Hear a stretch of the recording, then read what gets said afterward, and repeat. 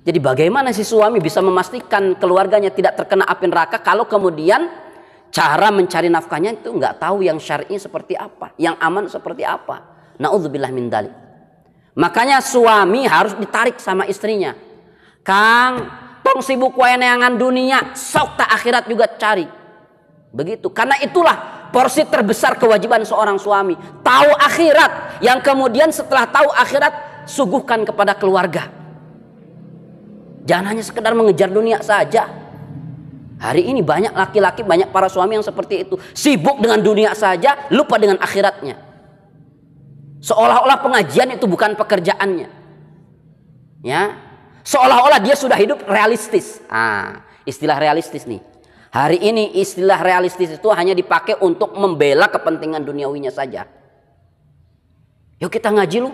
Ngaji wae. Kudu realistis hidup mah. Padahal maksudnya naon? Saya marek gawe. Ngaji mah teu meunang keuntungan. Kan begitu. Ngaji wae, sabaraha gajina ngaji kan begitu. Astagfirullahaladzim. Nah, ini musibah kan. Padahal ya, sejatinya realistisnya seorang muslim itu apa? Allah ciptakan kita untuk ibadah. Kan mencari nafkah ke ibadah. Nah, ini kita berbicara manajemen prioritas nih. Betul, mencari nafkah wajib. Sepakat ya, para ulama pun mengatakan mencari nafkah hukumnya wajib. Tapi tatkala berbenturan dengan waktu sholat, mana yang lebih wajib? Sholat. Ya, ketika berbenturan dengan waktu sholat, maka mencari nafkah itu turun kewajibannya. Yang lebih wajib adalah sholat. Tatkala kemudian kita salah memanage dua kewajiban tadi, maka akan salah kita ini. Terus saja mencari nafkah, sholatnya tidak dilaksanakan, kan sarwa wajib. Bukan begitu. Ya, benarnya memanage kewajiban itu, mampu memprioritaskan mana yang lebih wajib di antara yang wajib. Oh, berhenti dulu mencari nafkahnya, sholat dulu. Ya.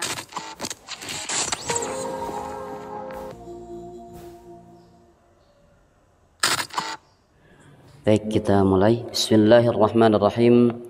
Assalamualaikum warahmatullahi wabarakatuh.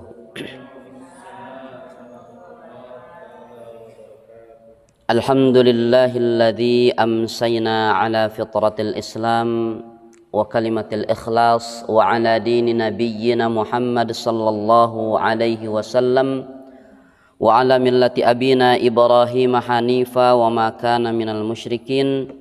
Ashhadu an la ilaha illallah wahdahu la syarika lah wa ashhadu anna Muhammadan abduhu wa rasuluhu alladzi la nabiyya wa la rasula ba'dah.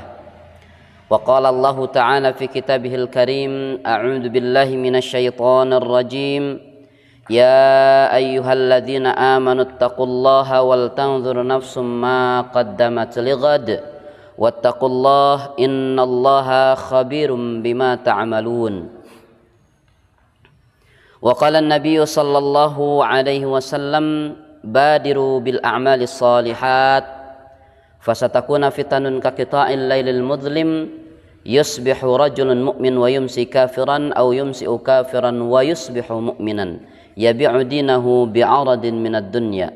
Allahumma salli wa sallim wa barik ala nabiyyina Muhammad wa ala alihi wa ashabihi wa man tabi'ahum bi ihsanin ila yaumiddin, amma ba'du.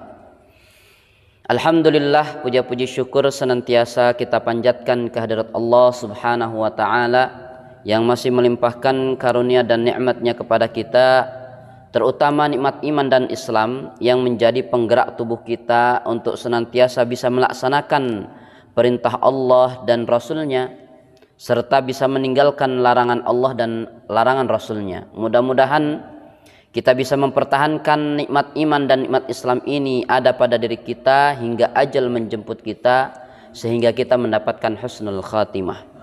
Salawat dan salam tetap terlimpahkan kepada qudwah kita, suri teladan kita, Nabiullah Muhammad sallallahu alaihi wasallam, yang telah memberikan teladan terbaiknya kepada kita semua, terutama keteladanan di dalam bagaimana kita mempraktekkan Islam ini dengan benar sesuai dengan apa yang dikehendaki oleh Allah Subhanahu wa taala.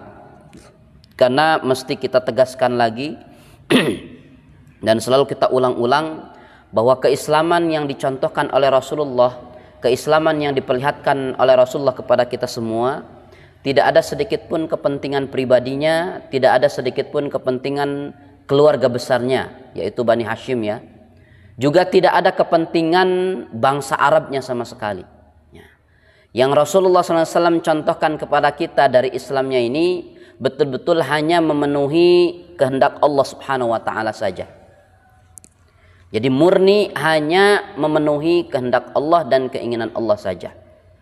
Maka kalau keislaman kita sebagaimana Rasulullah SAW, tidak ada kepentingan pribadi, tidak ada kepentingan golongannya, tidak ada kepentingan bangsanya sendiri, tapi betul-betul di dalam berislam itu hanya memenuhi kehendak dan keinginan Allah saja, maka insya Allah Islam itu akan berfungsi sebagai rahmatan lil alamin.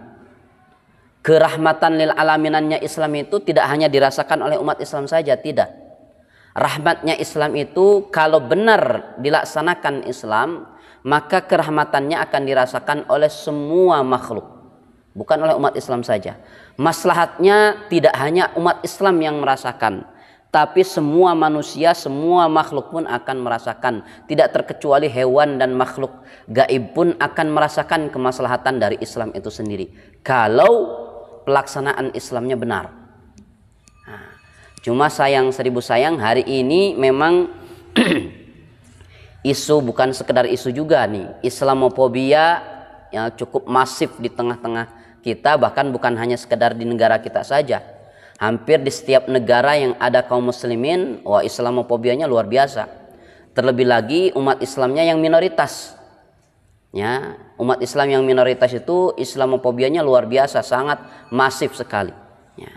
Di kita alhamdulillah ya mayoritas umat Islam di Indonesia ini, tapi tetap ternyata Islamofobia tetap ada.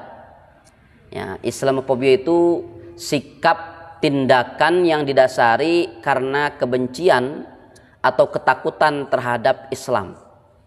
Sehingga sikapnya apa? Sikapnya menghadang, menghalang, mencitraburukan, ya, supaya Islam tidak bangkit, kan begitu? Supaya umat Islamnya tidak bangkit, supaya umat Islam tidak memahami Islam secara utuh. Itu, ya, sikap-sikap Islamofobianya itu luar biasa dari berbagai sisi dan dari berbagai lini. Makanya yang terjadi kemudian apa? Keislaman kaum muslimin ada yang tidak memenuhi standarnya. Kalau produk-produk di Indonesia kan ada SNI ya, Standar Nasional Indonesia ya. Kalau dalam Islam mungkin SSI. Apa itu SSI? Standar Syariat Islam gitu ya. Tidak memenuhi standarnya ya, sehingga kerahmatan lil alaminnya pun tidak terasa itu ya.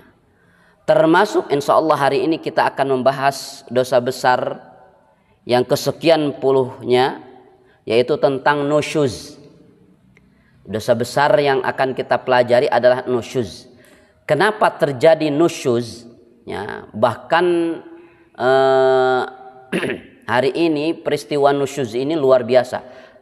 Perbuatan nusyuz ini ya sangat merajalela, bahkan dianggap biasa saja. Sebab utamanya apa? Salah memahami Islamnya. Ini sebab utamanya. Apa itu nusyuz? Nusyuz itu perilaku durhaka istri terhadap suami. Perilaku durhaka istri terhadap suami tatkala tidak ada alasan atau uzur syar'i untuk membangkang. Ya. Tidak ada alasan tuh untuk kemudian memprotes, untuk kemudian tidak taat ya, tapi kemudian itu dilakukan. Suaminya baik, suaminya memenuhi nafkah dan sebagainya, tapi karena tadi salah satu di antara sebab hari ini dosa nusyuz banyak terjadi. Kenapa? Kaum wanita hari ini dibuka lebar-lebar ya, dengan istilah emansipasi wanita ya. Tidak sedikit wanita yang ingin disejajarkan dengan kaum laki-laki, Padahal Allah sebutkan dalam Al-Quran ya, tidak sama antara laki-laki dan perempuan itu. Tidak sama dan memang tidak bisa disamakan. Walaysa dzakaru kal untha. Tidak sama laki-laki dengan perempuan itu. Dari penciptaannya saja berbeda antara laki-laki dengan perempuan. Dari struktur tubuhnya saja berbeda antara laki-laki dan perempuan. Terlebih lagi kemudian karakternya, sifatnya itu berbeda. Makanya kalau dalam Islam menetapkan beda antara laki-laki dan perempuan, seharusnya setiap muslim meyakini perbedaan tersebut laki-laki dan perempuan. Ya. Tapi ada sisi lain, ya, Allah berikan hak yang sama antara laki-laki dan perempuan. Haknya diberikan, sama-sama mendapatkan hak. Hanya haknya pun sesuai dengan porsi masing-masing. Hak laki-laki beda dengan hak perempuan. Ya. Nah, maka oleh karenanya perbedaan antara laki-laki dan perempuan itu dari sisi apa saja. Ya. Nah ini kemudian akan memang dalam bahasan lain sebetulnya masalah ini. Ya. Tapi ala kulli hal itu semua penting.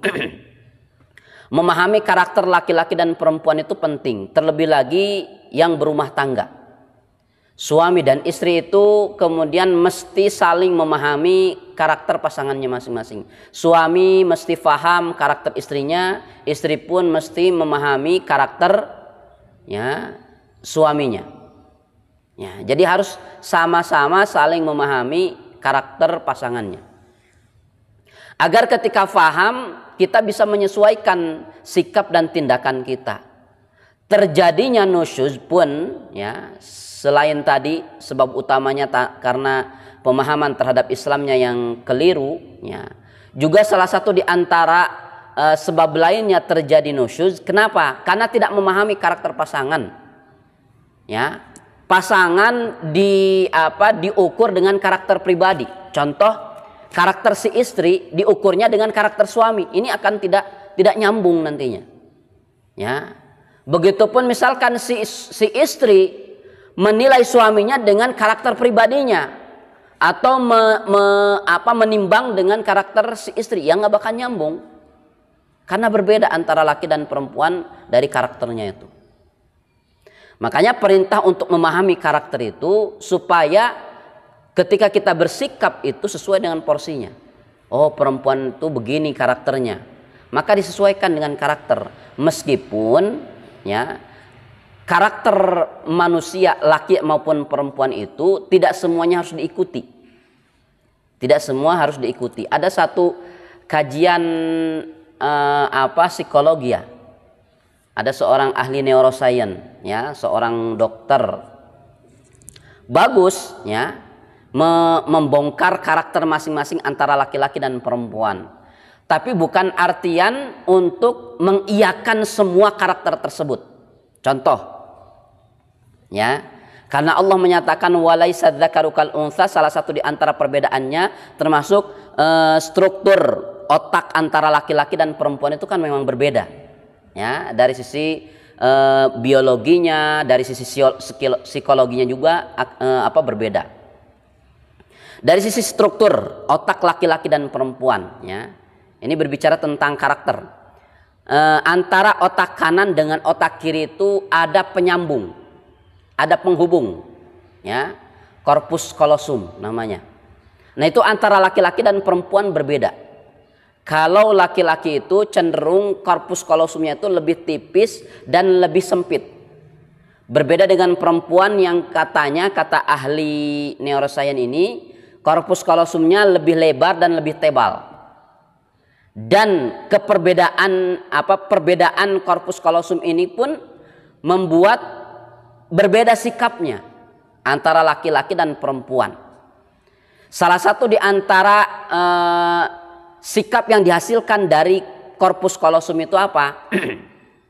Salah satunya dari produksi kata-kata itu katanya ya.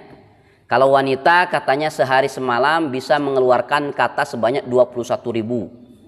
Perempuan ya. Kemudian kalau laki-laki maksimal itu 7.000 kata. sehari semalam. Berarti kan 3 kali lipat lebih banyak perempuan ngomongnya ketimbang laki-laki. Ya. Tapi itu bukan artian kemudian diiyakan. Maksudnya apa? Kita bisa memanage ya adanya informasi seperti itu agar kemudian kita bisa mengelola itu semua.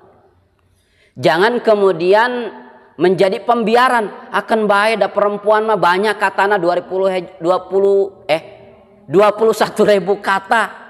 Mata gosip ikan baik da eta mah karakterna, bukan dibiarkan. Ya. Jadi 21.000 kata yang harus dikeluarkan dari mulut wanita itu bukan dalam rangka dosa dan maksiat, bukan. Gosip ada geus karakterna, jangan dibiarkan. Tapi potensi 21.000 kata itu kemudian mesti kita gunakan di atas jalan yang baik. Dengan cara apa? Mendidik anak. Makanya ada korelasi dalam Islam itu antara satu amalan dengan amalan lain itu ada korelasinya, saling keterkaitan. Tidak bisa dipisahkan satu amalan saja berdiri sendiri, nggak bisa. Ada keterkaitan. Contoh dengan karakter perempuan seperti ini. Dia mampu mengeluarkan 21.000 kata. Di sisi lain apa? Di sisi lain wanita yang dipuji oleh Rasulullah SAW sebagai wanita penghuni surga itu apa? Wanita yang kemudian mampu melahirkan banyak anak. Ini ada keterkaitan di sini antara potensi yang dimiliki oleh seorang wanita, seorang ibu, 21.000 kata harus dikeluarkan setiap hari, ya. Ya kalau disampaikan kepada satu anak, mungkin anak pun bosan atau si mamah ngomong wae. Begitu. Tapi kalau kemudian anaknya banyak gitu.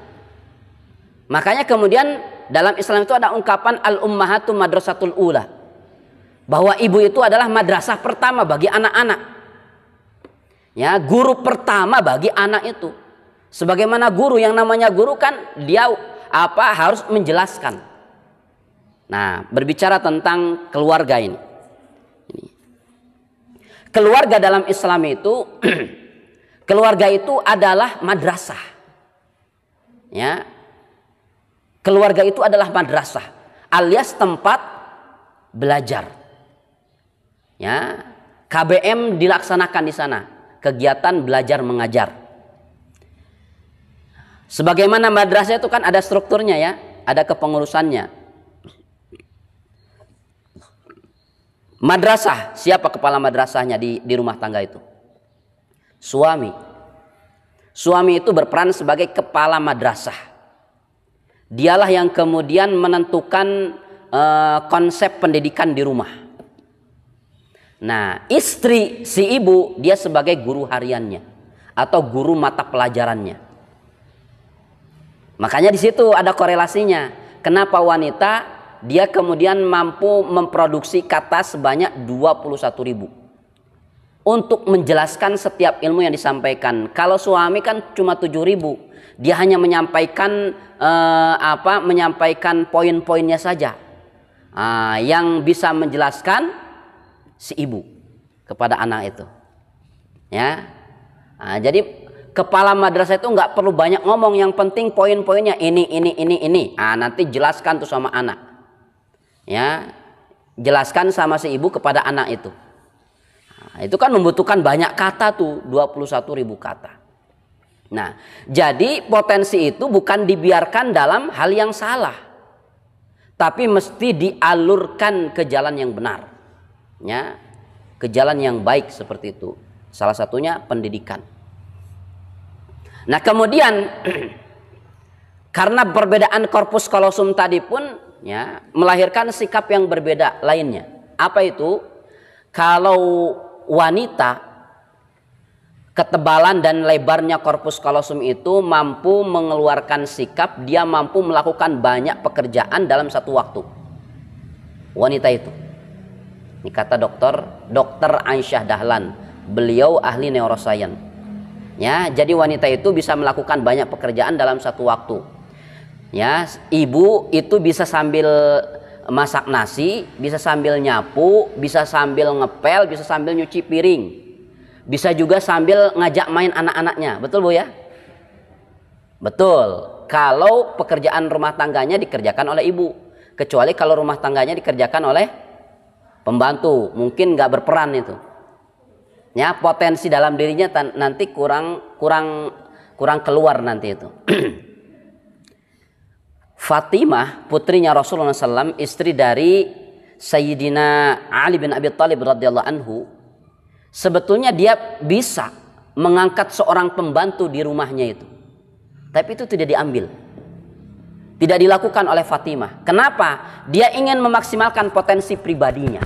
Potensi dirinya ingin dimaksimalkan. Sudah, saya ingin berbakti kepada suami. Dan memang pekerjaan dia ini adalah di rumahnya. Makanya dia tidak pernah minta kepada Rasulullah, kepada bapaknya itu, agar ada pembantu. Tapi kemudian Rasulullah SAW menawarkan, Fatimah, mau nggak ya bapak beritahukan ya sesuatu yang lebih baik daripada pembantu itu. Apa itu? Ya, kamu nanti akan masuk surga oleh karena pekerjaanmu itu. Hanya apa kata Fatimah? Ya udah kalau itu saya nggak jadi minta pembantu, nggak usah. Semuanya saya kerjakan di rumah itu. Masya Allah itu Fatimah, ya putrinya Rasulullah Sallallahu Alaihi Wasallam dikerjakan sendiri. Karena memang wanita itu punya potensi itu, bisa melakukan banyak pekerjaan dalam satu waktu.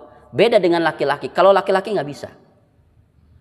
Laki-laki itu harus mengerjakan pekerjaan itu satu-satu, satu sampai tuntas selesai, begitu. Kalau perempuan bisa semua banyak pekerjaan, tapi memang karakternya nggak tuntas. Bisa dikerjakan semua, nggak tuntas. Kalaupun ada tuntas, beberapa hal saja. Tapi itu bisa dikerjakan. Nah, itu kan potensi juga tuh. Nah, ya, potensi. Kemudian contoh lain. Ya, contoh lain. Karakter wanita karena korpus kalopusnya seperti itu katanya ya. Wanita itu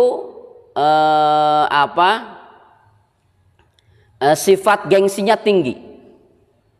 Kalau ada masalah dengan suami, ya, sesuatu yang paling berat bagi seorang istri itu memulai minta maaf dulu, itu sesuatu yang berat. Kata Dr. Aisyah Dahlan, benar nggak?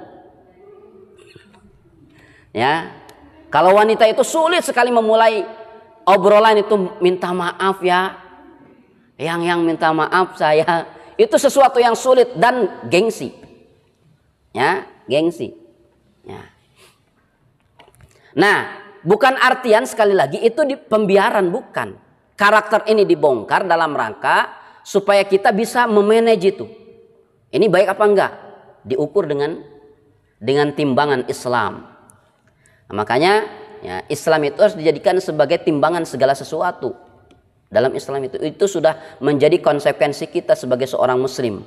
Islam harus dijadikan sebagai timbangan segala sesuatu, termasuk timbangan karakter. Karakter perempuan itu begini, tapi benar nggak sesuai dengan syariat? Ya, karena Rasulullah mengatakan dalam Arba'in An-Nawawi itu tambahan hadisnya 42 kalau tidak salah itu, Rasulullah bersabda, la yu'minu ahadukum hatta akuna hawahu taba'an lima ji'tu bi.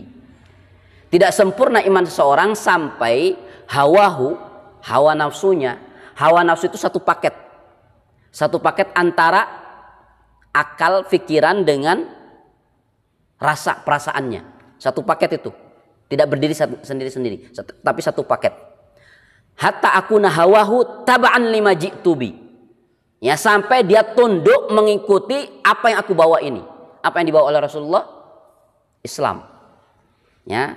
Jadi akal, pikiran, perasaannya harus ikut tunduk pada ketetapan Islam yang Allah tetapkan dan Rasulullah SAW contohkan.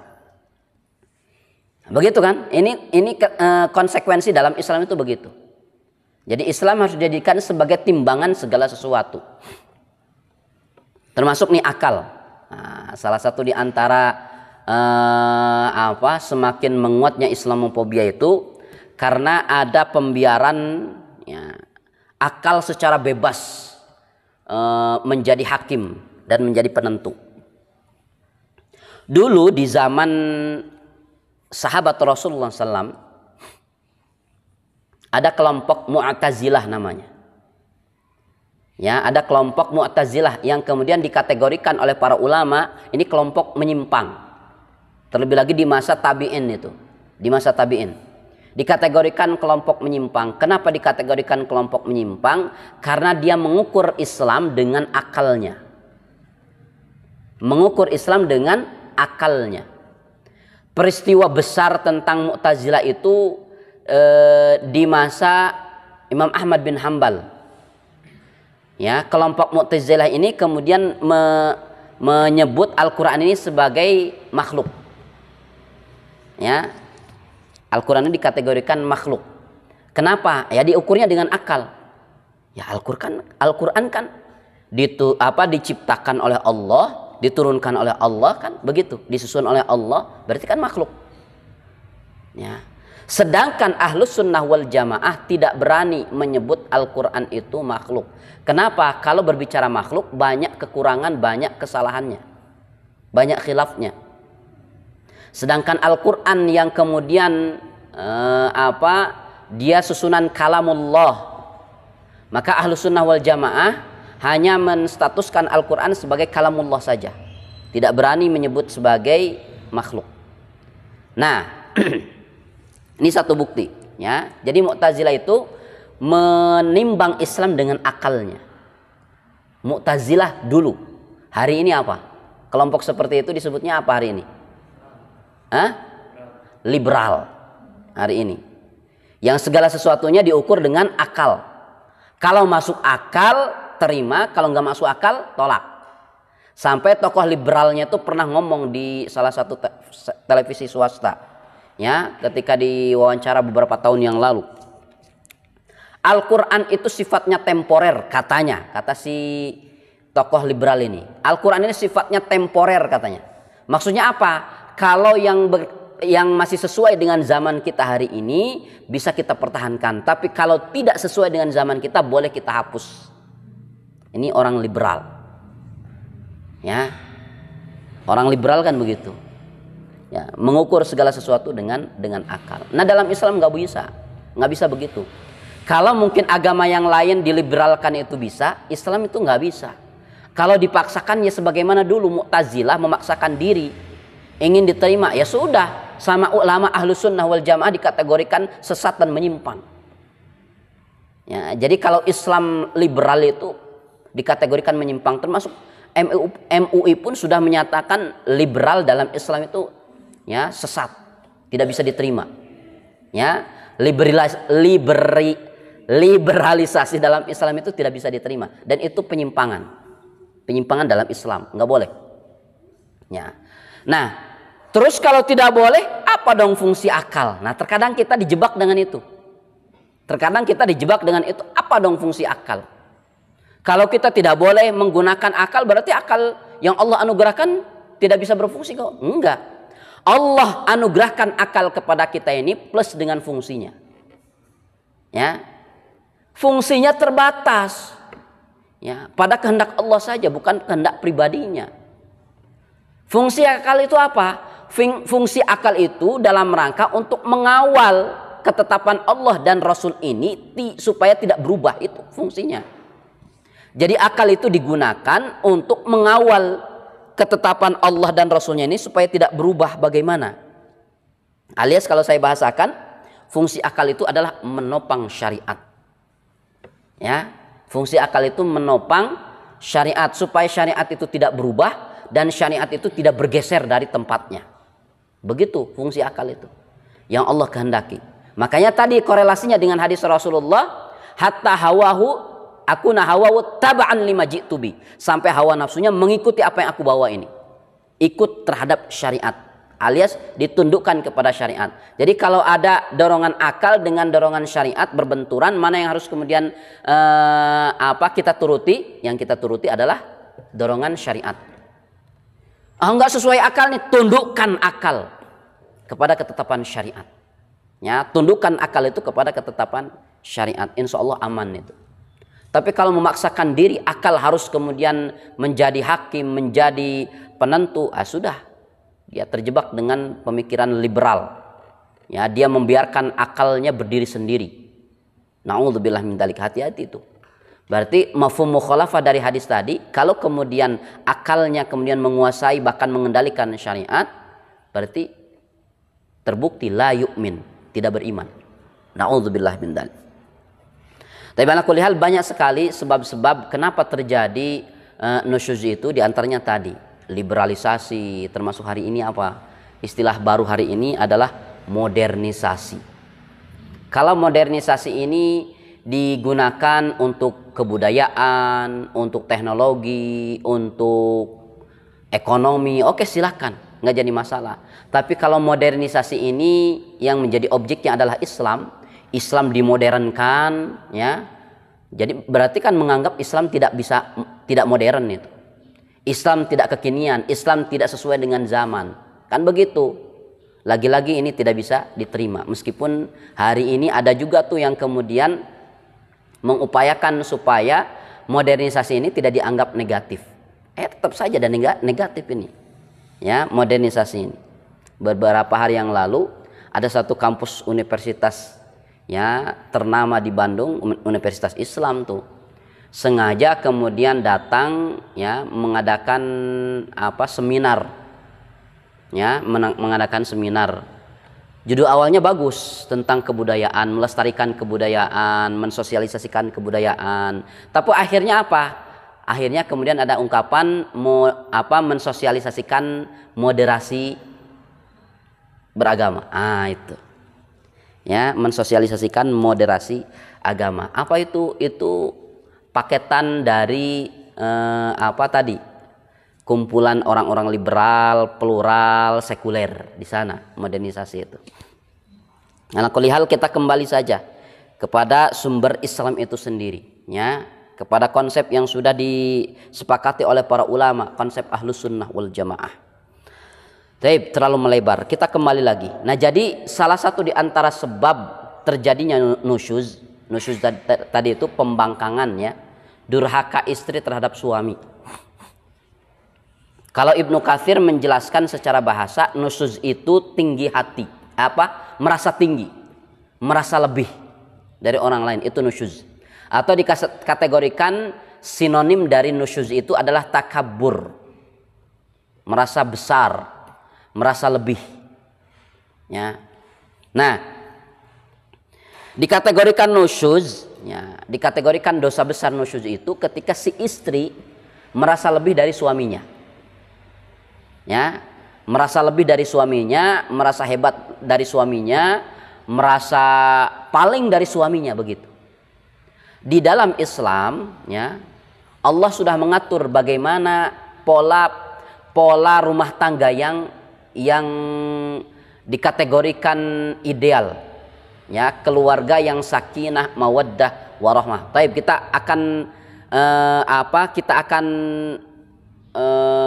edit ulang nih mindset sakinah, mawaddah, warahmah. Hari ini keluarga sakinah, mawaddah, warahmah itu kan memang dambaan semua orang yang menikah, kan, dan yang berumah tangga. Masalahnya apakah sakinah, mawaddah, warahmah itu didapatkan atau tidak, kan begitu. Harusnya itu yang ditanyakan, ya. Karena sakinah, mawaddah, warahmah itu bukan karya dua orang yang menikah, bukan. Semua yang menikah kan berharap semoga kami menjadi keluarga yang sakinah, mawaddah, warahmah. Apa itu sakinah, mawaddah, warahmah? Sakinah, mawaddah, warahmah itu adalah kualitas rumah tangga. Kualitas rumah tangga yang statusnya adalah anugerah dari Allah. Jadi pemberian Allah sakinah, mawaddah, warahmah itu. Ya, tiga kata sakinah, mawaddah, warahmah. Apa itu sakinah, mawaddah, warahmah? Sakinah itu ketenangan. Suami merasa tenang dengan adanya istri, istri merasa tenang dengan adanya suami. Ya, itu ketenangan yang dinamakan sakinah itu. Kalau ada suami tidak tenang karena adanya istri, atau istri tidak tenang dengan adanya suami, berarti dia belum mendapatkan sakinah. Ya, belum mendapatkan sakinah. Ya. Alah, ya, si mamah datang, hati-hati, simpan uang, jangan sembarangan. Astagfirullahaladzim, ya. Atau misalkan si istri di rumah, wah, si bapak datang, hati-hati. Bukan ketenangannya, itu malah ketakutan yang ada. Berarti dia belum mendapatkan sakinah. Ya, dia belum mendapatkan sakinah. Karena kategori sakinah itu ketika suami tenang dengan adanya istri, istri merasa tenang dengan adanya suami. Ya. Kemudian mawaddah. Mawaddah itu rasa cinta. Suami terhadap istri, istri terhadap suami. Rasa cinta. Di mana rasa cinta dalam Islam itu tidak harus tidak harus ditumbuhkan sebelum pernikahan, tidak harus. Bahkan konsep pernikahan dalam Islam itu, ya, mawaddah itu bisa disuburkan nanti setelah menikah. Ya, jadi mawaddah itu bisa disuburkan, bisa ditingkatkan nanti setelah menikah. Karena kalau mawaddah disuburkan sebelum menikah, ya, itu tidak alami. Sekali lagi ya, mawaddah kalau disuburkan sebelum pernikahan itu tidak alami. Kenapa tidak alami? Banyak yang ditutup-tutupi. Coba lihat tuh, yang pacaran itu kan nggak alami, ya nggak alami itu. Baju bagus, ya ketika mau ketemu si doinya saja, ya pakai parfum pas mau ketemu doi. Ya, pas di rumah nama ala kadarna. Baju barolo. Barau kelek dan sebagainya kan begitu. Ya, kotor dan sebagainya. Ya, boros. Tapi ketika bertemu dengan si doi kan seolah-olah dia ini berpendidikan, bersih, bersikap dan sebagainya kan seolah-olah begitu. Nggak alami itu. Dan pada akhirnya kalau kemudian mawaddah disuburkan sebelum pernikahan, setelah pernikahan yang terjadi kekecewaan nanti. Nah, geningan kieu, nah, apa akan terjadi begitu? Nah, bahasa bobogohan mah orang asa seungit terus. Nah, ini bau kelek. Begitu yang terjadi. Ya, makanya konsep dalam Islam itu mawaddah mesti nanti disuburkan setelah pernikahan. Ya, makanya nggak ada istilah pacaran dalam Islam itu nggak ada. Itu ta'aruf, itulah buat-buatan orang yang ingin pacaran seperti itu. Ya, dia ingin pacaran tapi tidak mau disalahkan, akhirnya dirubah istilahnya dengan ta'aruf. Saya bukan pacaran tapi ta'aruf. Padahal sarwa keneh gitunya. Sarwa-sarwa keneh eta teh bobogohan seperti itu. Ini dalam Islam tidak mengenal adanya ta'aruf. Kalaupun misalkan di dalam mencari jodoh, ya, itu kan ada proses tertentu dalam Islam itu. Ada nazar, ta'aruf, baru kemudian khitbah. Ya, nazar, ta'aruf, khitbah. Nah, itu pun ada praktek-praktek dicontohkan di zaman Rasulullah, sahabat dan tabi'un tabi'in. Ya. Nah, jadi mawaddah itu, ya, baru akan kemudian kelihatan aslinya setelah pernikahan nanti. Aslinya itu, alaminya itu nanti setelah pernikahan. Adapun rahmah, kasih sayang yang Allah berikan kepada kedua orang yang menikah tadi. Nah, ini 3 poin ini semuanya anugerah dari Allah. Dan sakinah, mawaddah, warahmah sekali lagi bukan produk 2 orang yang menikah, bukan sama sekali. Oleh karena itu statusnya anugerah pemberian dari Allah Subhanahu wa taala, berarti kalau keluarga ingin mendapatkan sakinah, mawaddah, warahmah, berarti kan harus memantaskan diri. Tidak serta-merta Allah berikan sakinah, mawaddah, warahmah kepada setiap orang, enggak. Allah hanya akan memberikan anugerah ini kepada yang pantas menurut Allah Subhanahu wa taala. Makanya pengantin yang ingin mendapatkan sakinah, mawaddah, warahmah harus memantaskan diri apa kata Allah dan Rasulnya, supaya bisa mendapatkan sakinah, mawaddah, warahmah. Da kumaha atuh ayeuna mah? Semoga keluarga kami mendapatkan sakinah, mawaddah, warahmah. Resepsi pernikahan aya dangdutan, goyang-goyang seperti itu. Si suaminya diajak joget oleh si artisnya ke atas panggung, si istrinya melongo aja diam. Nggak ada perasaan cemburu sedikit pun. Nonton, astagfirullahaladzim. Hilang kecemburuannya itu, hilang cinta itu.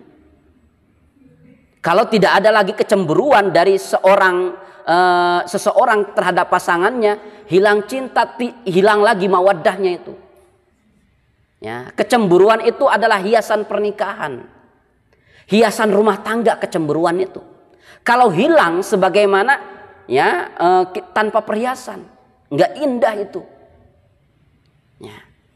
Hari ini bayangkan ya, kecemburuan itu ya dihilangkan dengan cara seperti itu. Ongkoh pengen dapat sakinah mawaddah warahmah, tapi seperti itu. Ya. Bertentangan dengan syariat, melanggar ketetapan syariat. Padahal pernikahan itu ibadah di hadapan Allah. Kok malah terjadi dosa? Kok terjadi maksiat? Kan tidak sedikit hari ini ya, pernikahan itu terjadi di sana ada unsur judi. Ada unsur kemudian tabzir. Ada unsur maksiat-maksiat lainnya. Ya, lihat ya. Kalau ada hajatan, tapi kemudian ada dangdutan, selalu ada ricuh enggak? Selalu ada. Kenapa? Nah, itu maksiat.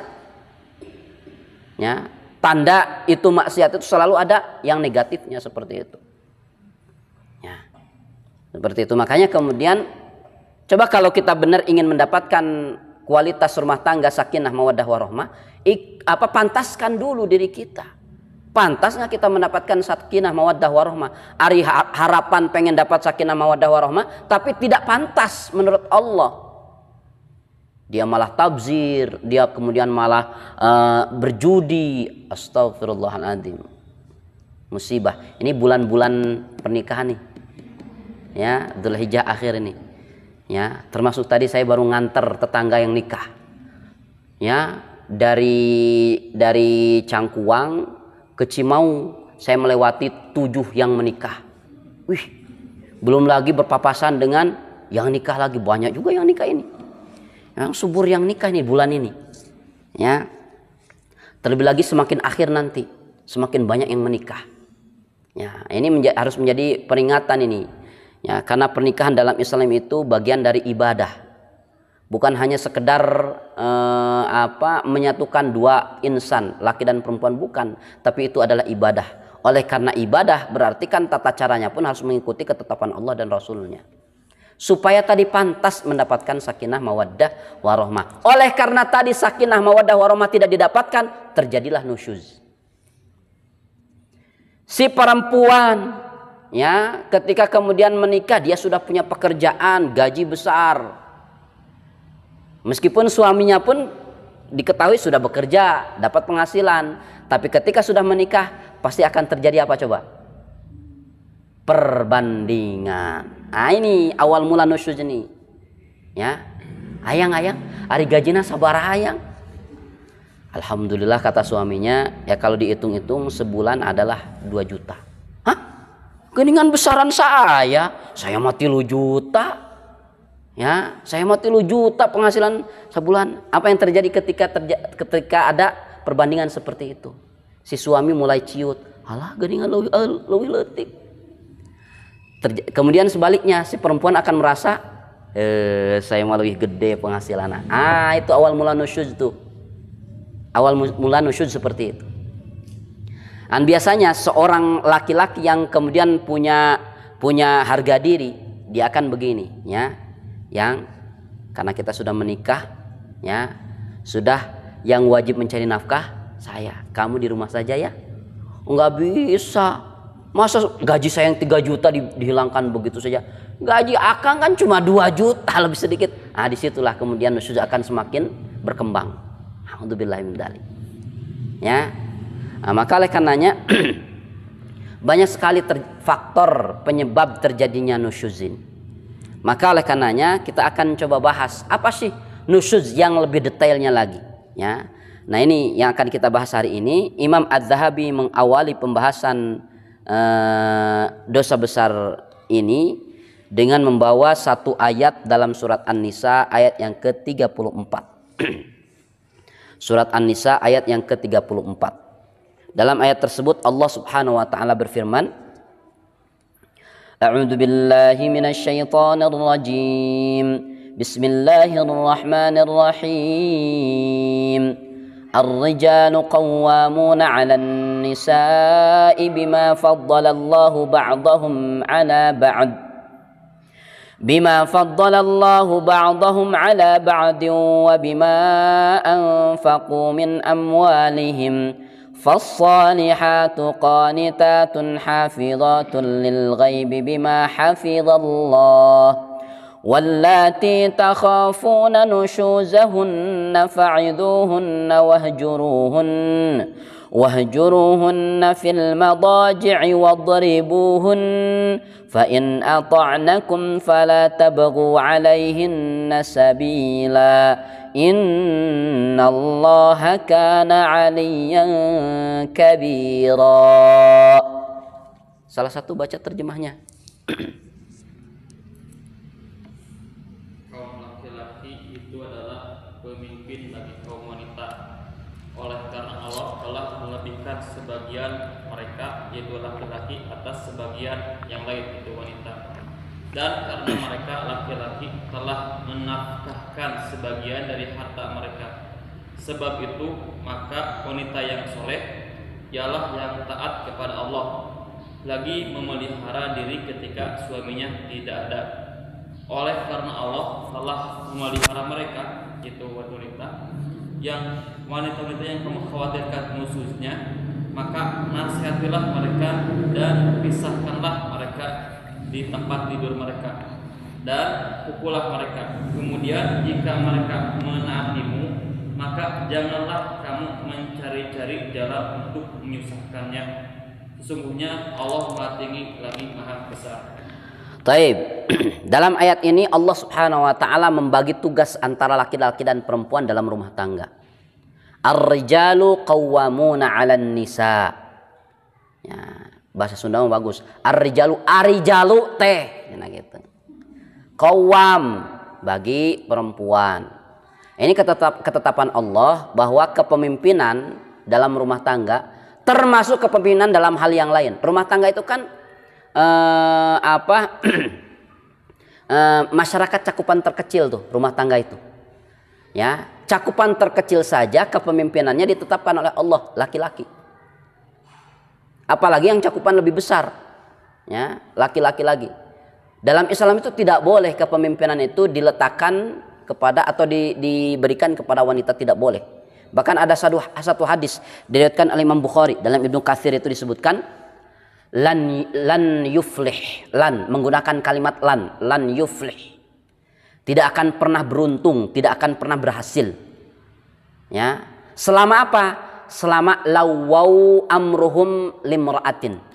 Kalau kemudian urusan kepemimpinan diserahkan kepada wanita, tidak akan pernah berhasil. Bahasanya tuh lan itu tidak akan pernah. Ini diriwayatkan oleh Imam Bukhari, hadisnya sahih dalam Ibnu Katsir. Ya, jadi kepemimpinan yaitu ada di pundak laki-laki. Ya. Nah, kita kembali lagi ke rumah tangga. Termasuk dalam rumah tangga, laki-laki itu harus menjadi pemimpin. Ya, harus menjadi qawwam. Salah satu di antara sebab lainnya terjadinya nusyuz apa? Si laki-laki tidak berperan sebagai qawwam. Nah, itu. Tadi sebab utamanya, kemudian sebab berikutnya, ini sebab lebih detailnya. Ya, jadi terjadinya nusyuz ketika si laki-laki tidak berperan sebagai qawwam, sebagai pemimpin. Ya, bahkan cenderung dikendalikan oleh istri. Hati-hati itu. Akan terjadi nusyuz pasti itu. Kalau si laki-laki sudah dikendalikan oleh istrinya. Meskipun akan ada model-model keluarga seperti itu. Istrinya kemudian lebih aktif daripada suaminya. Sehingga kemudian suaminya dikendalikan oleh istrinya. Tanggal hiji, gaji, keluarkan. Tadi nasak hiji deh. Astagfirullahaladzim. Seperti itu. Ya, dikendalikan semua. Ingat dalam Islam nih. Dalam Islam termasuk masalah keuangan rumah tangga itu sudah diatur. Dalam Islam itu luar biasa. Keuangan dalam rumah tangga pun diatur itu. Ya. Termasuk keuangan itu harus dikelola oleh suami, pemimpin dia ini. Ya, dalam surat An-Nur. Ya, dalam surat An-Nur Allah sebutkan itu. Ya. rijalul la tulhihim tijaratun dan seterusnya itu. Ya, bahwa laki-laki itu yang berperan untuk mengatur ekonomi dalam rumah tangga. Ya, hari ini kan tidak seperti itu. Banyak rumah tangga yang kemudian ekonomi rumah tangganya dikendalikan oleh istri. Ya, tanggal pertama, tanggal 1, 2, 3 awal bulan ditagih. Diporotan suami teh keluarkeun kabehanana. Sok naon dibutuhkeun. Keur bensin tah, bensin samingguan sakitu. Nya, naon deui jajan tah. Dibatasi oleh istri. Enggak boleh begitu, Bu. Allah sudah menetapkan termasuk keuangan itu harus diatur oleh suami. Atau udah suaminya nggak bisa mengelola, istri itu hadir membantu, bukan kemudian mengambil alih, bukan, tapi membantu. Kang harusnya begini nih, mengelola ini. Karena akan ada kondisi ya, di mana kemudian si istri lebih banyak ilmunya, ya ketimbang suami. Ada tuh keluarga yang seperti itu. Ya, istri lebih tahu tentang cara pengelolaan keuangan rumah tangga, suaminya nggak tahu. Maka yang harus dilakukan bukan mengambil alih oleh istri. Deken ya, kumamah walah. Bapak mah apal gitu hungkul. Ya, nggak boleh itu. Nggak boleh dalam Islam itu. Kalau dipaksakan terjadi nusyuz nanti. Itulah yang dikategorikan nusyuz. Makanya istri itu hadir membantu suami. Istri itu harus berperan aktif agar kekawaman suami itu betul-betul aktif. Jangan merasa bangga sebagai seorang istri tatkala kemudian suaminya di bawah ketiak istrinya. Suami saya mah kumaha saya. Jangan bangga, Bu. Ya, justru itulah nusyuz. Ketika kemudian si istri sudah merasa lebih dari suaminya. Itu nusyuz itu kategorinya. Meskipun secara ilmu, secara pengalaman ya lebih, tapi ketika kita merujuk kepada syariat, ya harus disesuaikan. Khadijah dengan Rasulullah lebih tua mana? Khadijah. Lebih kaya mana? Lebih banyak pengalamannya mana? Khadijah kan? Tapi apakah kemudian setelah menikah Khadijah tetap mengendalikan Rasulullah? Tidak. Khadijah menyerahkan segala sesuatunya kepada Rasulullah. Hatta ini ada satu kondisi, ya. Ada satu keluarga ketika suaminya kemudian usaha, kemudian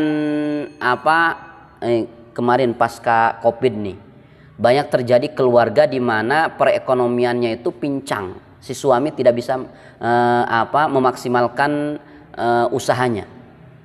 Ternyata di sisi lain istrinya melejit usahanya, usaha online-nya, ya. Apa yang terjadi kemudian? Si suami akhirnya dikendalikan oleh istrinya. Ya, kenapa? Karena merasa si istri lebih bisa menjalankan usaha. Nah, harusnya apa dalam Islam itu? Ketika si istri kemudian bisa memiliki potensi membangun usaha, nanti itu apa? Tetap diserahkan pengelolaannya kepada suami. Atau kalau misalkan cara pengelolaannya itu dikuasai oleh istri, tetap ya keputusan diminta kepada suami, ya. Mas, begini loh, ya.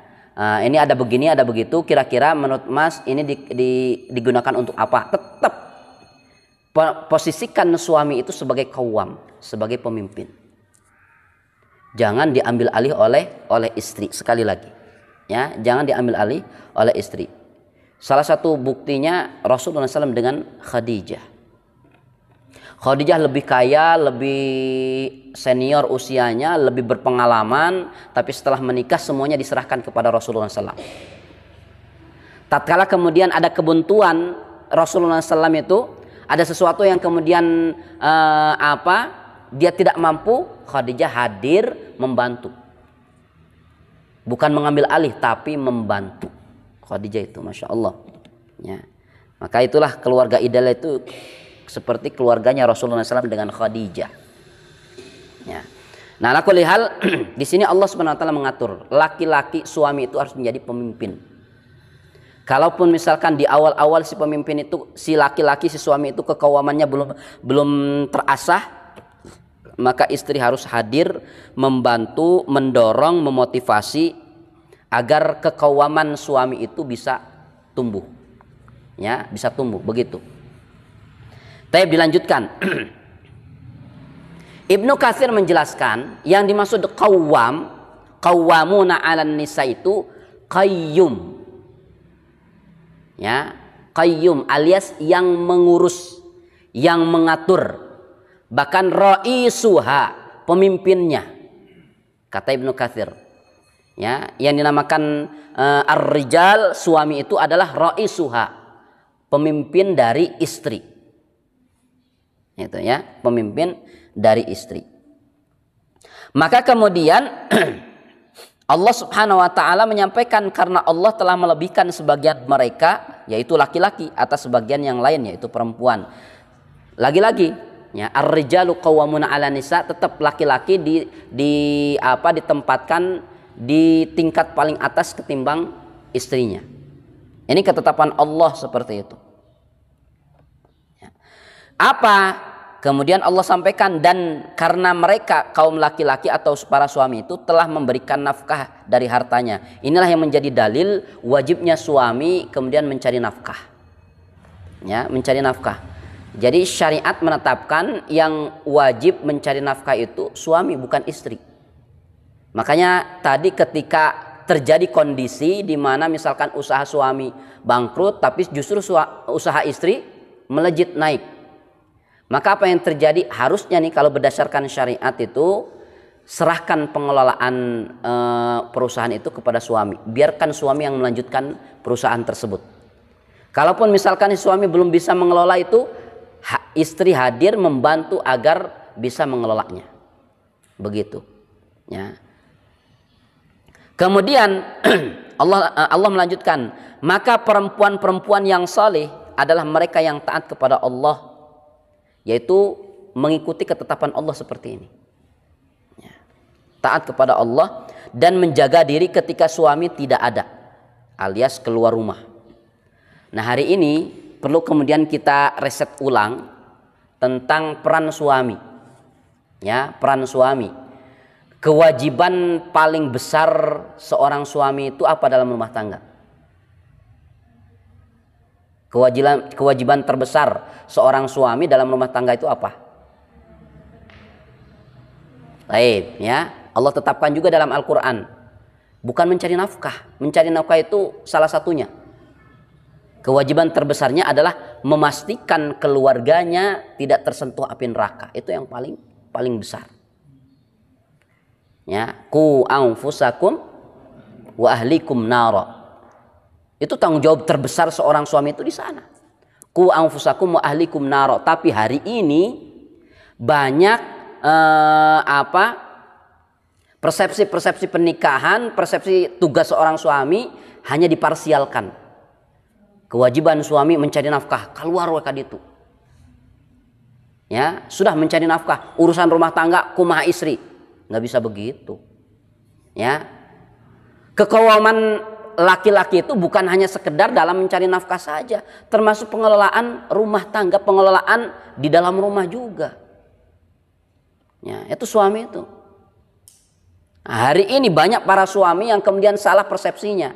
Dikiranya kewajibannya hanya mencari nafkah saja, cari uang bawa ke rumah, cari uang bawa ke rumah, hanya itu saja. Dan seolah-olah itu adalah pekerjaan terberatnya. Bukan itu pekerjaan berat dan pekerjaan besarnya seorang suami, itu bukan itu.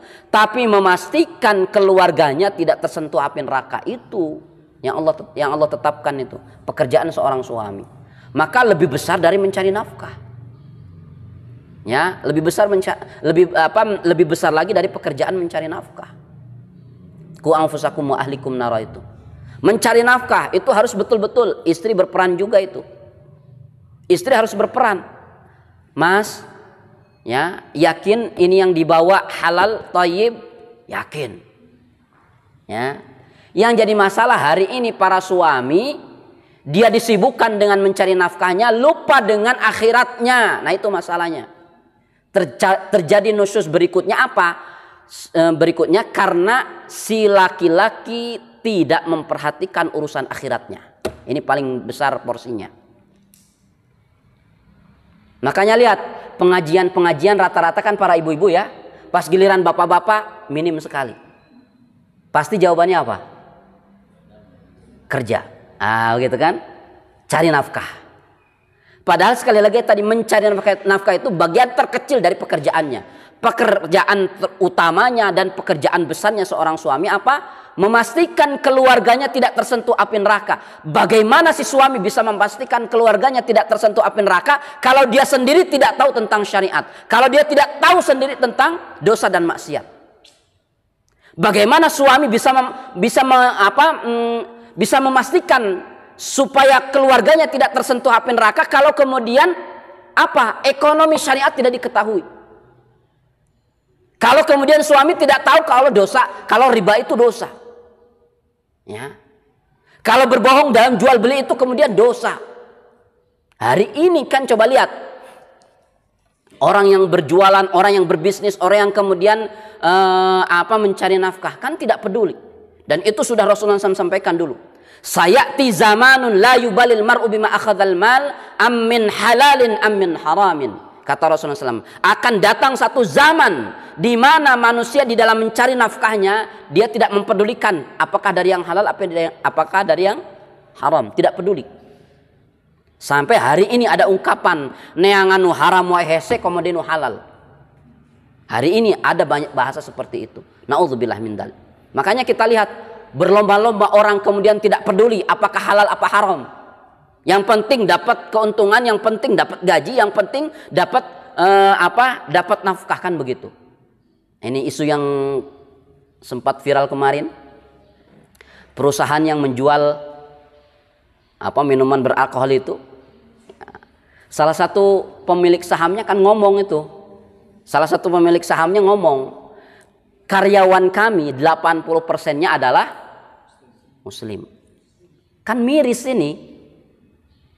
Ya, perusahaan yang di sana salah satu produknya dari produk yang haram. Yang kerjanya muslim. Kan miris sekali ini. Nauzubillah min dzalik. Itu sebuah fakta betapa apa yang Rasulullah SAW sampaikan dulu sudah terjadi hari ini. Kan nggak peduli, yang penting pekerjaan, yang penting dapat gaji, yang penting dapat keuntungan. Nggak peduli kan? Nauzubillah min dzalik. Ya. Yang penting dia dapat bayaran, nggak peduli pekerjaannya yang dikerjakan apa. Hatta hari ini membunuh orang pun bisa dijadikan sebagai bagian dari pekerjaan. Kenapa? Bayarnya besar.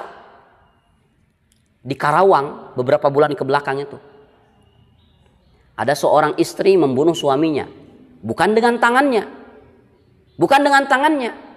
tapi melalui tangan para preman yang haus dengan uang. Ya, yang silau dengan uang. Si istri kemudian berani mengeluarkan uang 10 juta menyuruh preman bunuh suami saya. Ya, si preman alasannya apa? Ini pekerjaan saya. Ya, dapat gak bayaran? Alhamdulillah. Kan naudzubillah min dzalik ini.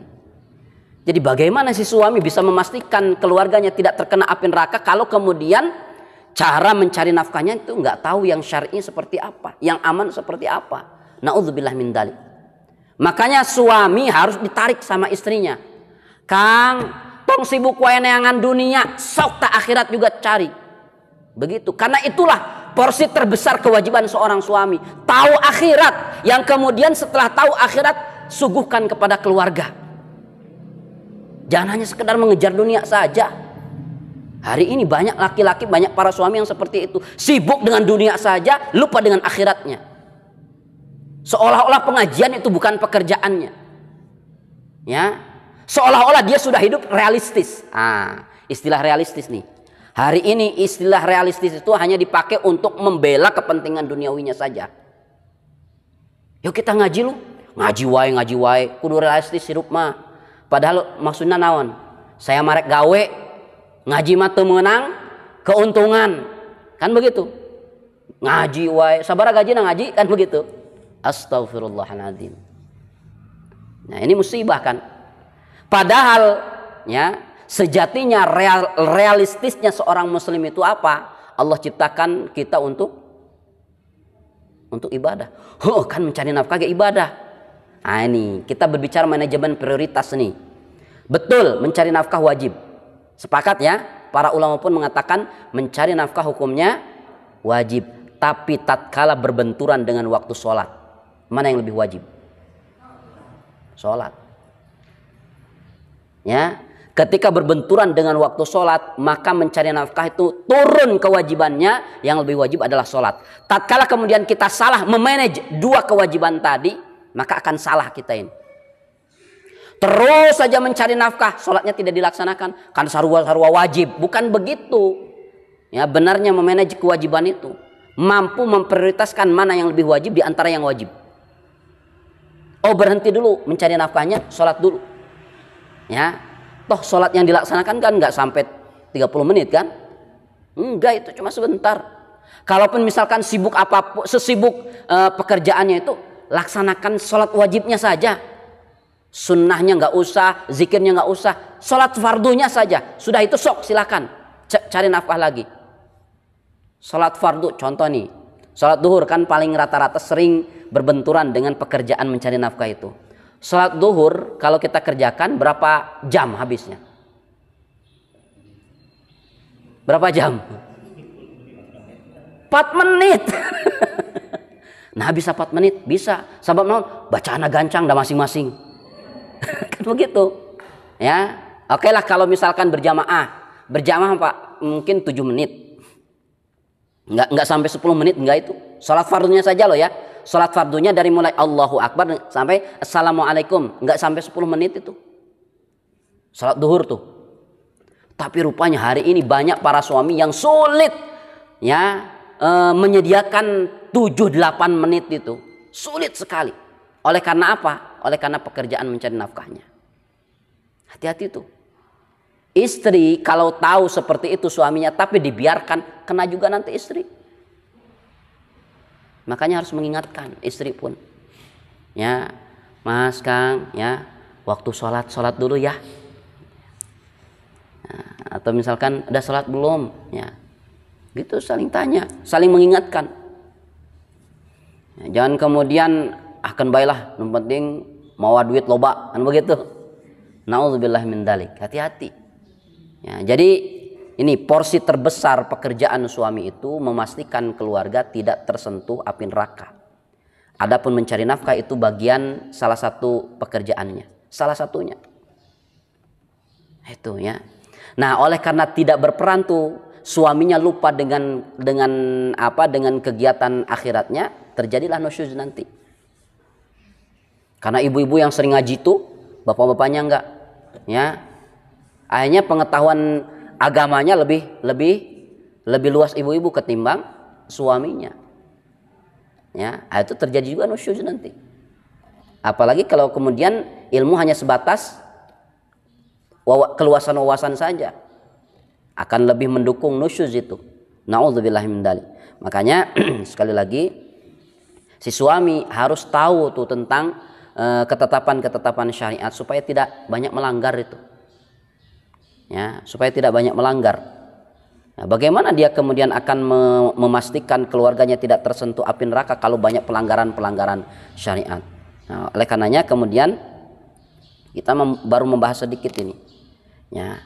Nah, barulah wallati takhafuna nusyuzahunna. Ya. Perempuan-perempuan yang kamu khawatirkan atau istri-istri itu yang dikhawatirkan akan nusyuznya. Nah, di sini Allah berikan ketetapan. Ya. Wahjuruhunna fil madaji wadribuhunna. Suami kalau qawwamnya terbentuk, kalau terlihat misalkan ada nusyuz pada istrinya, dinasehati. Kalau dinasehati enggak mempan, apa? Wahjuruhunna fil madaji, pisah tidur. Atau enggak pisah tidur pun misalkan si suami membelakangi istrinya. Ya. Dalam rumah tangga Si istri kalau didiamkan oleh suami, ya, itu sakit hati. Benar nggak Bu? Ibu diantepkan sehari semalam 24 jam, nggak ditanya, ya, nggak diucapkan salam, oke. Hare-hare we, masuk rumah ngalewat ngungkul tepunten nanya, kumaha Bu karosna. Ibunya yogi kencai, ambil, regot, simpan, leos deui, kumaha Bu? Sakit hati Bu, betul ya? Sakit hati. Ya. Nah maka oleh karenanya si suami, ya, dalam rangka untuk meluruskan nusyudnya istri itu satu, ya, nasihati, berikan nasihat. Hari ini ya tadi karena sebab suaminya terlalu sibuk mencari nafkah lupa ngaji tuh, ya, berarti bagaimana dia akan memberikan nasihat kepada istri? Istrinya sudah lebih tahu. Ya, setiap suami mau menasehati, iraha ngaji na akang nasehati we terus seperti itu. Malah ditolak kan begitu. Allahu Akbar. Berarti kan semakin mendukung terjadinya nusyuz itu. Kalau kondisinya seperti tadi itu, si suami tidak pernah ngaji itu. Naudzubillah min dzalik. Makanya ngaji bagi suami itu sesuatu yang sangat urgent dan penting sekali. Wajib suami itu, ya, memiliki pengajian khusus itu.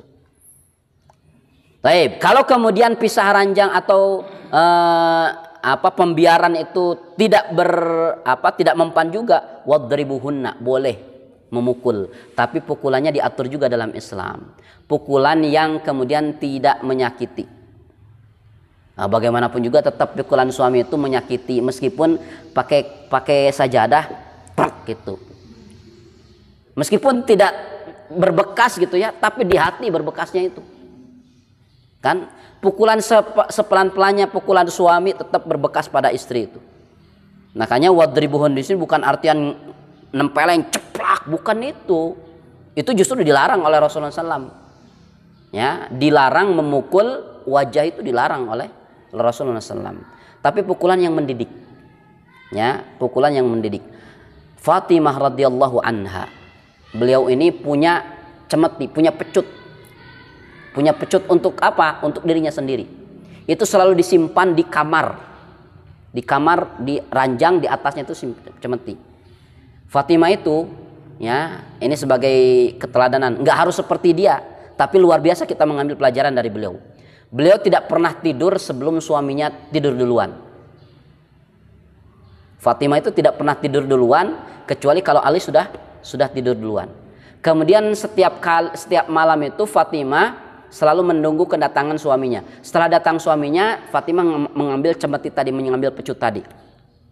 Akang bilih sadinten ieu aya ucap lampah anu salah, anu menyakiti hatimu, sok hukum saya.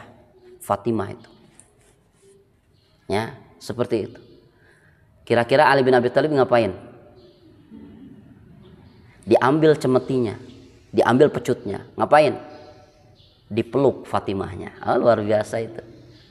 Itu, ya, kualitas rumah tangga Ali bin Abi Thalib dengan Fatimah. Setiap malam itu lain sabolan sakali. Setiap malam seperti itu Fatimah. Dan setiap malam itu selalu setelah anak-anaknya tidur tuh selalu ngobrol saja Ali dengan Fatimah itu. Ali bin Abi Thalib dan Fatimah itu sembari kemudian menjelang tidur itu ngobrol, suami dan istri itu ngobrol, selalu ngobrol tiap malam.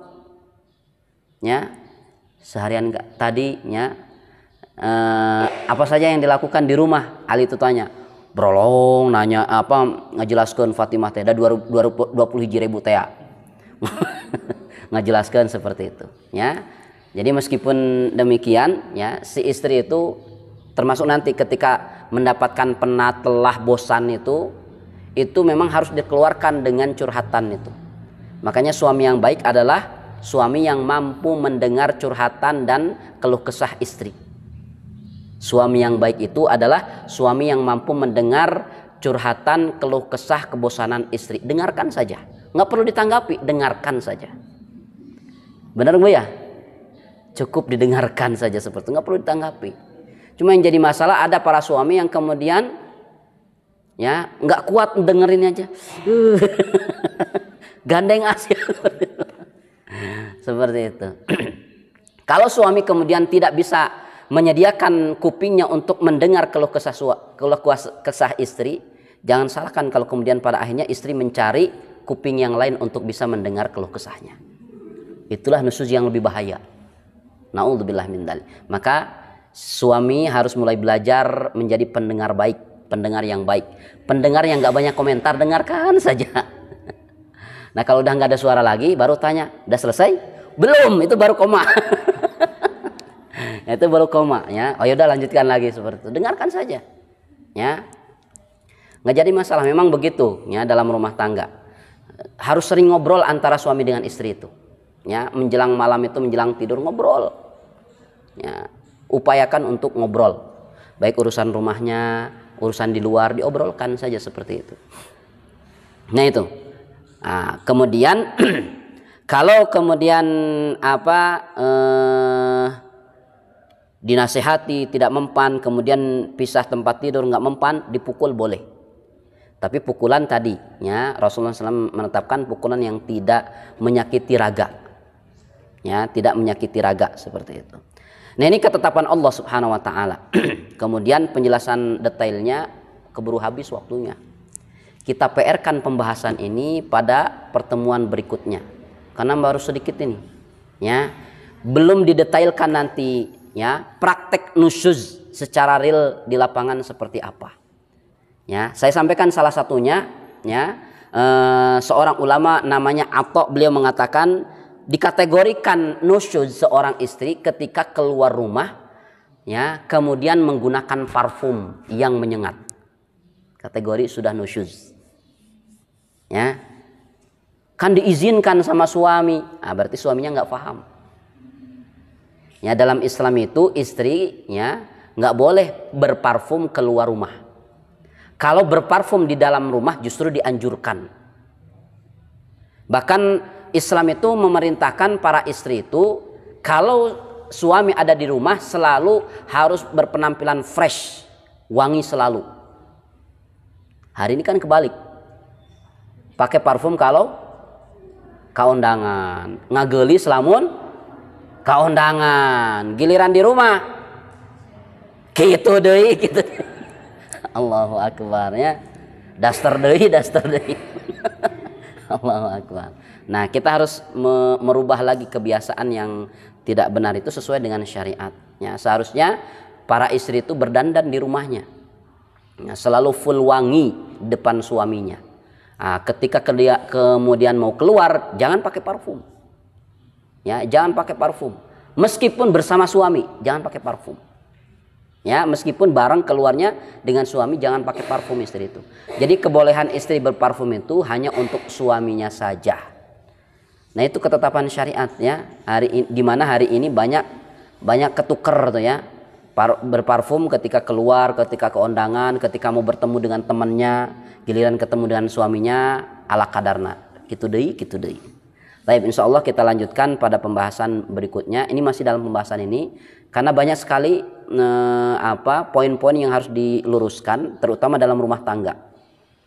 Dalam rumah tangga, ya, harus banyak yang diperbaiki, ya, agar kemudian tidak ada celah nusyuz atau tidak ada celah durhaka suami terhadap istri. Karena durhaka tidak hanya bagi istri terhadap suami pun bisa terkena durhaka terhadap istrinya. Nah, itu yang harus kemudian nanti kita luruskan pada pembahasan berikutnya. Ini saja mungkin karena waktu sudah hampir maghrib nih, ya. Mudah-mudahan apa yang kita bahas hari ini bisa menambah manfaat dan menambah ilmu serta menambah amal kita, sehingga kita bisa meningkatkan kualitas rumah tangga kita, dan mudah-mudahan rumah tangga ibu sekalian dan bapak sekalian dicatat sebagai ibadah di hadapan Allah Subhanahu wa taala. Yang benar datangnya dari Allah Subhanahu wa taala, yang keliru datangnya dari pribadi saya sendiri yang masih dibelenggu ego dan syaitan. Kita senantiasa beristighfar, memohon ampunan Allah, memohon bimbingannya agar kita diistiqomahkan di atas jalan Allah ini. Terakhir, tolong berikan perhatian untuk negeri kita ini sebagai rumah kita, sebagai tempat tinggal kita, tempat ibadah kita, dengan doanya seperti doa Nabi Ibrahim. Rabbi ij'al hadza baladan amina, ya Allah jadikan negeri ini negeri yang aman. Mudah-mudahan Allah kabulkan. Demikian walhamdulillahirabbil alamin. Subhanakallahumma wa bihamdika asyhadu an la ilaha illa anta astaghfiruka wa atubu ilaik. Wassalamualaikum warahmatullahi wabarakatuh.